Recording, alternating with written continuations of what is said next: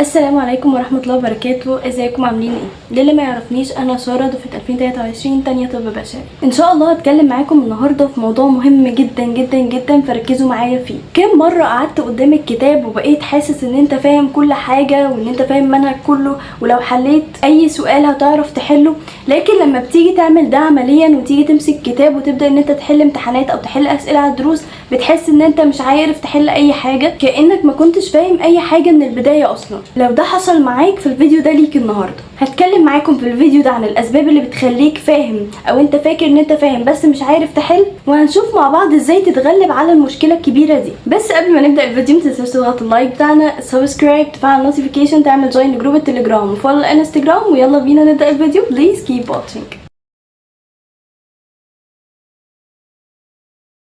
اول سبب للمشكله دي وهو الفهم السطحي للماده. لازم تكون فاهم ان في فرق كبير بين انك تحفظ المعلومه او انك تفهمها بشكل سطحي او ان انت تفهم معلومه بعمق. كتير منكم بيذاكروا بالطريقه اللي بتركز على الحفظ اكتر، ان انتوا تحفظوا المعلومه من غير ما تتطرقوا لفهمها العميق. وطبعا احنا عارفين ان الاسئله في النظام الجديد ما بقتش بتبقى موجوده زي ما هي موجوده في الكتب بالظبط، لازم ان هو بيحور لك فيها ويلخبط لك فيها ويجيب لك بامثله تانية باشكال تانية، فلازم ان انت تكون فاهم علشان تعرف توصل المعلومه وعشان تعرف تحل كويس. ولازم طبعا ان انت تبقى معتمد على فكره تربيط المعلومات وتربيط القوانين والقواعد وكل ده علشان تعرف ان انت تحل كويس. فنصيحتي ليك هنا ان انت تقرا الدرس مره واثنين وثلاثه علشان تفهمه كويس، وعشان المعلومات تثبت في دماغك اكتر، انك دايما تستعين بالامثله مع الحاجه اللي بتذاكرها علشان ده هيعلمك انك تفكر صح وتربط المعلومات صح. وحاول دايما ان انت تسال نفسك ليه وازاي.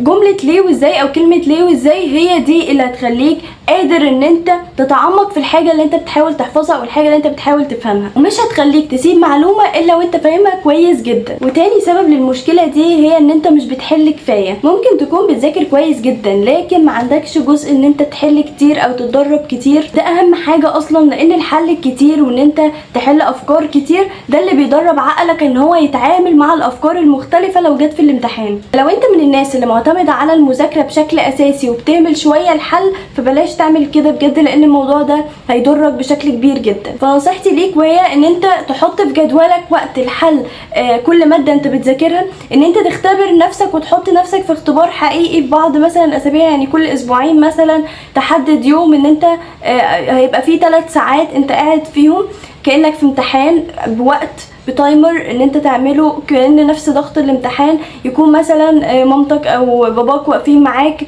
او واقفين عليك، اللي هو مفيش اي كتاب هتفتحه، مفيش اي حاجة، كأنك في امتحان حقيقي. استعين ببنوك الاسئلة اللي الكتب الخارجية بتعملها في المراجعات النهائية، لان هي بيبقى فيها خلاصة تربيط المعلومات وخلاصة المعلومات اللي ممكن تطلع بيها واللي ممكن تجيلك في الامتحان. فحاول ان انت تستغل الاسئلة دي من دلوقتي لان هي هتفرق معاك جدا في مستواك. تالت حاجة وهي إدارة الوقت، تايم مانجمنت، بس مش زي ما بنتكلم في كل فيديو ان انتوا مثلا تنظموا وقتكم في المذاكره، تعملوا جدول وكل ده، لا، احنا هنتكلم فيه من حيث اداره وقتك جوه الامتحان، جوه الاسئله اللي انت بتحلها. لازم ان انت تبقى عامل حساب لكل سؤال انت هتحله في قد ايه. كتير منكم بيسرح في الاسئله، مثلا يقعد في 20 سؤال 3-4 ساعات وهو المفروض يتحل في اقل من كده بسبب وقت التفكير ووقت الحل.